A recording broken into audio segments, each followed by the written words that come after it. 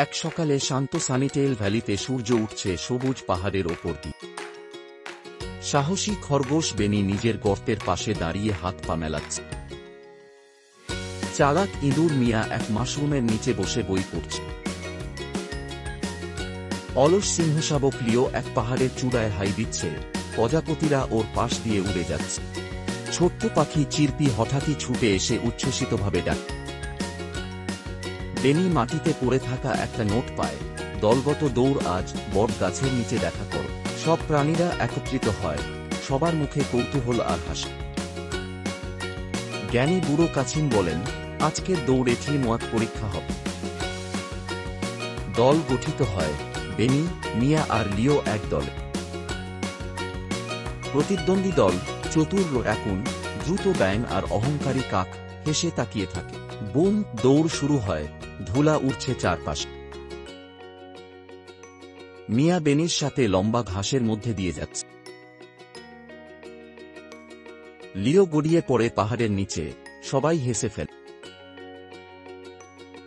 প্রথম বাধা, নড়বড়ে কাঠের সেতু। মিয়া দড়ি দিয়ে সেতু শক্ত করে বেঁধে দেয়। সবাই দড়ি ধরে পার হয়। চিরপি উড়ে গিয়ে সামনে পথ দেখে নেয়। বেনি লিওকে কাদার ভেতর থেকে তুলে আনে। প্রতিদ্বন্দ্বী দল একটি গাছের গুঁড়ি ঠেলে রাস্তা বন্ধ করে দেয়। বেনি আর লিও মিলে গুঁড়িটা সরিয়ে দেয়। তারা একসাথে চকচকে ছোট নদীটা পার হয়। পরবর্তী চ্যালেঞ্জ, জঙ্গলের ভেতর 5টা জলজলে রত্ন খুঁজে বের কর। মিয়া এক উঁচু গাছে উঠে চারপাশ দেখে একটি রত্ন খুঁজে পায়।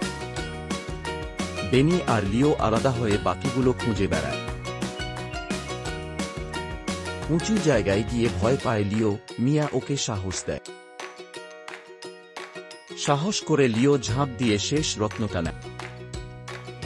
আমি তো একটু বিশ্রাম নিচ্ছি, কিন্তু তুমি এখনই সাবস্ক্রাইব করে ফেলো, না হলে আমি স্বপ্নেও তোমায় মিস করব। তারা একসাথে এসে আনন্দে চিৎকার করে হাতে রত্ন। এবার চ্যালেঞ্জ, দড়ির গোলক ধাঁধা পার হতে হবে।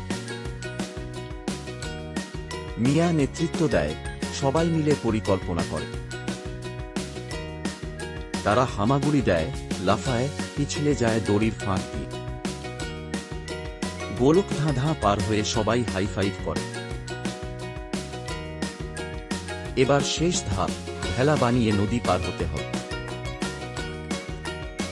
লিও গাছের গুঁড়ি আনে, বেনি দড়ি বাঁধে, মিয়া নকশা আঁকে। তারা একসাথে কাজ করে হাসি খুশি ভাবে।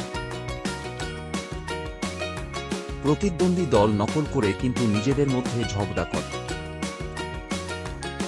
বেনির দল স্থিরভাবে নদী পার হচ্ছে। হঠাৎ ঝড় উঠে, ভেলা কাঁপে, টিমওয়ার্ক তাদের বাঁচায়। লিও জোরে প্যাডেল করে মিয়া দিক নির্দেশনা দেয়। তারা ভিজে ভিজে তীরে পৌঁছায়। সবাই খুশি। সামনে দেখা যায় বিশাল বট গাছ, ফিনিশ লাইন।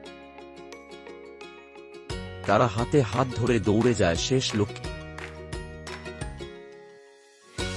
জ্ঞানী দাদু তাদের হাতে সোনালী পাতার ব্যাজ দেয়। পিছন থেকে তাকিয়ে কি করছো? সামনে এসো আর তাড়াতাড়ি চ্যানেলটা সাবস্ক্রাইব করো। আমাদের পরের অ্যাডভেঞ্চার শুরু হতে চলেছে। সবাই হাততালি দেয়, এমনকি প্রতিদ্বন্দ্বী দল। প্রতিদ্বন্দ্বীরা দুঃখ প্রকাশ করে আর নাস্তা দেয়। এক বড় দলবদ্ধ আলিঙ্গন, সবাই হাসছে। সানিটেল ভ্যালির আকাশে সূর্য ডুবে যাচ্ছে। বন্ধুরা হাত নেড়ে বিদায় জানায়।